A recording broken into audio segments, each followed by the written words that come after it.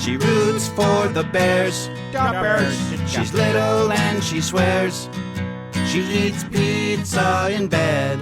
There she is. It's Liz Loza. Hi, Liz. Hi, Chris. How are you? Thank you for having me. I mean, how lucky am I to kick things off? I love this idea. And you know what? Before we get started, a couple of things. I'm not eating pizza right now. I am drinking wine. I am not in bed. I put mascara on for you. And I would like to kick things off with a personal $100 donation to the cause. Thank you very much. And as you're about to learn, Liz Loza, you are going to your participation here is going to directly lead to more or less money being given. I'll explain why. No pressure, lady. Yeah, no pressure. But so Liz Loza from Yahoo, regular podcast guest. Everybody loves Liz.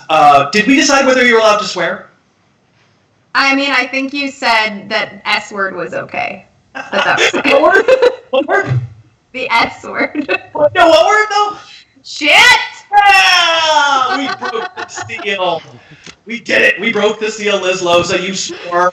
Not eating pizza in bed, but you did swear. Thank you for that. All right. So, how are you doing? How's your family doing? How are the kids doing? Are you crazy? It's crazy, but you know, I am employed, and we are thankfully all healthy. So that is ahead of the game as far as I'm concerned. I appreciate you asking. My 6-year-old has taped magnet tiles with wheels on them to his feet and skated around the house, and my 3-year-old had a dream last night where it was a nightmare. This is a little weird. I don't know why I'm sharing it, but she had a nightmare asking me to help her find her eyeballs in her crib. And so that's where we're at. It's weird, right? I was like, wow, you're what? She was like, Mommy, help me find my eyeballs. And I was like, oh my God, it's 3 a.m. I'm not equipped. All right, so that's where we're at. I assume, but her eyeballs actually were attached, though, right? Oh my God, yes, of course, yes. It was just a nightmare. I can't tell. Okay, so here's what we're going to do. I didn't mention it off the intro, but this is like a fantasy football telethon. We're calling it Together Alone, #quarantine telethon, whatever. There's going to be some football. We'll get to some football. Our next guests are going to have some football. There's not going to be that much football, I have to be honest. We're going to do a bunch of goofy stuff that hopefully you guys all watching find fun. And Liz is among the most fun people I know. And we are going to play off of something that she pulled on me back last summer on the podcast, where people might remember, unbeknownst to me, Liz came on the show, on podcast, and decided to give me the millennial quiz. Are you a millennial, right? And I was supposed to know what a unicorn bagel was, and I did not know, and took a lot of heat. Because what am I, Liz? What am I? You're a Gen Xer. Oh, but that wasn't the impression. I mean, you're okay, boomer. I'm not a boomer. However, Liz is a millennial. An elder millennial, let's be real. We're going to give her the boomer quiz. We're going to give her a quiz of stuff that baby boomers should know. I actually have no idea how we're going to do on this, but for every question you get right, that's $20 more that I have to give. Everyone I get right, you've got to give more. Correct. Okay, let's do it. All right, you ready? I've got them all in the fascist notebook here. Here we go. Okay. The NFL quarterback who appeared in a TV commercial wearing women's stockings was... Joe Montana. Oh, no! You have the first name right. I think we have a lot of boomers watching who are very angry with you right now. Joe Namath? Yes, but I'm afraid we can't. That's my money. We can't be giving away my money. Okay. Incorrect, Liz Loza. Incorrect. Number 2. The tagline in ads for Brill Cream was... What kind of cream is this for? What is this cream for your body? Your Brill Cream, is it shaped like Barbasol? Smoother than Joe Namath's legs. Smoother than... No, the tagline was, a little dab will do ya. Ever heard of that? Cream you eat. It's like sour cream? Like a cream you eat? Hair gel. Oh, Christ. Okay. All right, you're not going to get too many of these. This is great. This is so humiliating. I love it. This is too hard, but I'm going to ask anyway. Who was Chet Huntley's co-anchor on the news on NBC? Connie Chung. No, David Brinkley. These are boomer. Think boomer. I mean, okay. That's fine. That's fine. Okay. She's married to Maury Povich. That's a deep trivia. Connie Chung and Maury Povich are married. Nothing? No. Okay. We're going to get this one. I think you're going to get this one. I saw a werewolf drinking a pina colada at Trader Vic's. His hair was... No! Standing on end? What is this? What are you doing? Oh my God. I hope people in the chat are typing what the answer to this is. Oh my God. Have you never... I know what Trader Vic's is. I have been to the Trader Vic's. I know how to make a Mai Tai. Werewolves are cool, but I don't understand what this jingle is. Have you ever heard this? I'll give you a hint. Have you ever heard the song Werewolves of London? Werewolves in London? Yes. It sounds like that Sweet Home Alabama song, too. Similar. Oh, and Kid Rock sampled the Werewolves in London in that Michigan song he sang about. You're such a millennial. So you don't know the lyrics to that song? Werewolf in London. I know that part. Yeah. All right. His hair was perfect. You looked in the window, but that's fine. That's fine. Got it. That's pathetic, but you got it. That's $20. It's $20. You cheated. I don't care. It's fine. There. I assume you feel bad though. I feel bad about what? I just gave $100. Like. All right. Number 5. In real, I didn't actually know the answer to this question, but great. But it's one you probably wouldn't know. So this is more of a logic question. In real 1970 dollars, what was the federal minimum wage? We'll say plus or minus $1. I'm gonna go with $6.18. It was $1.60. What? Which in today's dollars is $10.91. The minimum wage now is $15, though, right? Right. It was less. It was less nice then, but it was the equivalent of $10.91. Okay. I really thought 6. I was like lowballing. He's be like, no, it's like 7, Loza. Fine. All right. I don't know. Now I don't think you're gonna get any of these. Great. More than half of the U.S. population watched the landmark TV moment depicting a woman giving birth for the first time. Name the show. Or the person. I'm going to say Mia Farrow and Rosemary's Baby. No, it's a TV show. They didn't have movies at home then. This is boomer time. Mia Farrow's a boomer. Yeah, they didn't have movies at home. This is... Okay. Murphy Brown! That's Gen X! This is like 90s or something. One more guess. Lucille Ball. Correct. I will once again thank the posters and the. I know you didn't actually. I didn't see that. Nobody saw it. To be fair, Andy Behrens texted me his hair was perfect. So Andy. Behrens, stop it. Behrens is on the show later. Stop it, Behrens. All right. You're not going to know this one. Mitch Ryder's backup band was called what? Do I get to know what Mitch Ryder sang? Can you give me a Mitch Ryder single? You don't know a Mitch Ryder single? Devil with a Blue Dress. Oh, I do know that song. Hello, did skate programs to that. What is his backup band? Yep. The Trumpeteers. That is right. It's How did you get that? It's amazing. It is not the Trumpeteers. Mitch Ryder and the Detroit Wheels. Very boomer. Yeah, Detroit Wheels feels about right. Okay. Yeah. You'll wonder where the yellow went when you brush your teeth with...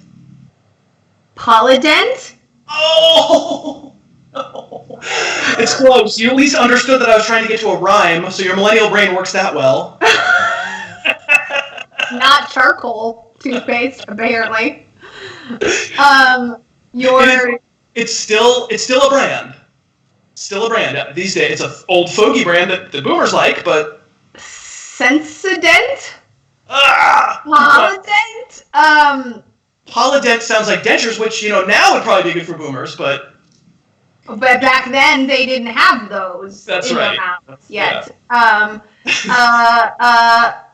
Listermint. Pepsodent.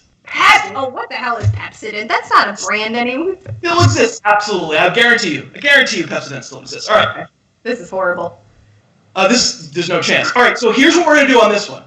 This one I'm going to throw open to the people watching. Do you have you don't have the YouTube window open, right? Because we would be echoing, I think. Right, I did. I was told not to. I was told only you.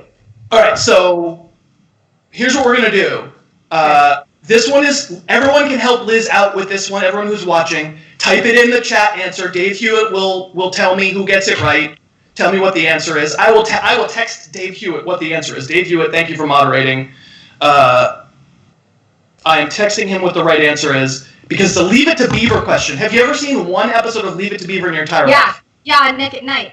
Sure have. Okay, all right. Well, then you got a chance to get it. But you have the help of thousands of people, hundreds of people, however many people are watching. What was the name of the beaver's best friend on Leave It? Eddie Haskell. Eddie Haskell. Shut up! It's Eddie Haskell. No. Or is that Dennis the Menace? I think. No. Yeah. It's not Eddie Haskell. But we're gonna get Dave Hewitt to tell us if anybody gets it. Also, just fun fact while Dave is fishing for the answer from the chat room, the house that I live in, that I bought in Los Angeles, in the San Fernando Valley of, one of the child stars of Leave It to Beaver, his family lived in this house when it was originally constructed in the 1950s. That should get me something.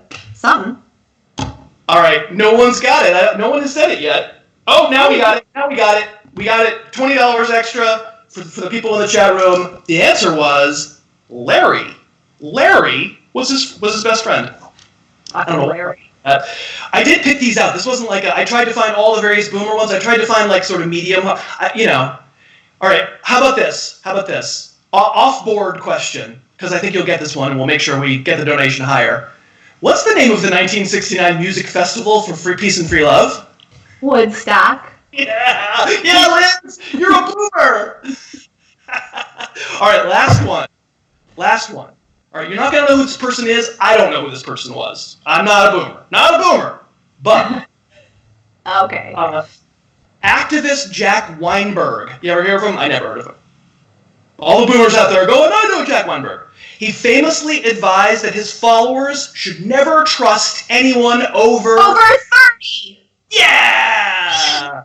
Liz, Loza, you did Come it. on. We got 4. That's $80 you just made feeding America. Absolutely fantastic. What were you drinking there? Oh, rosé. All day. All day now. Was there ice in it? I mean, like, listen. I gotta make this stuff last. That is class all the way, Liz Loza. That's why we love you. Ice in the wine. And you drank it so fast, I'm sure it really mattered that the ice was in there. I'm sure that made it great. Absolutely delicious. All right, so you tell me Yahoo-wise, what do they have you doing?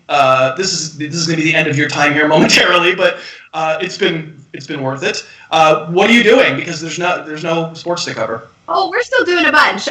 Number one, the Yahoo Fantasy Football podcast with me and Matt Harmon is rolling out every Friday, and I excitedly started a new mini pod series with Eric Edholm, who's our draft expert, and the first episode premiered this past Wednesday, so just yesterday, and that's called The Rookie Snapshot. We're doing video off of that, as well as an article in which I write a snapshot of each of the prospects we discussed. We're going position by position. We started with wide receivers, and finally, this is an exciting announcement, Yahoo Fantasy Football Game, which normally opens for mock drafts on the day of the NFL draft, April 23rd this year, is being kicked up early so people can begin mock drafting sooner now that we're all quarantined, and that will premiere or open up for mocking next week. I don't know the exact date, but anyone who's following our social channels at Yahoo Fantasy will be able to find out because it'll be tweeted out pretty soon.